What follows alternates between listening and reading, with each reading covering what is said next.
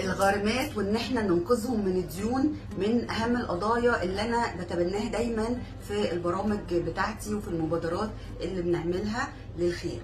مؤسسة فذكر عاملة مبادرة ان احنا نسدد الديون عن المديونين قبل ما ندخل بقى في قصص ايه، ان هم يحصل لهم مشاكل قانونية او يدخلوا السجن ونبدأ ندور ان احنا ندفع لهم علشان نخرجهم. لا، احنا قبل ما ندخل في كل الدوامة دي نلحقهم من البداية، وكل غارم او غارمة نقدر ان احنا نساعده ونسدد ديونه من قبل ما يدخل في اي مشكلة، ومن قبل ما يسيب بيته وولاده واسرته وحياته ويحصل له مشاكل.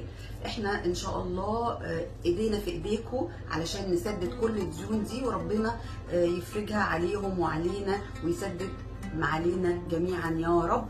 ومبادرة الغارمين والغارمات مع مؤسسة فذكر. شارك معانا واتصل بينا على الأرقام التالية وهيوصلك مندوبنا لحد باب البيت.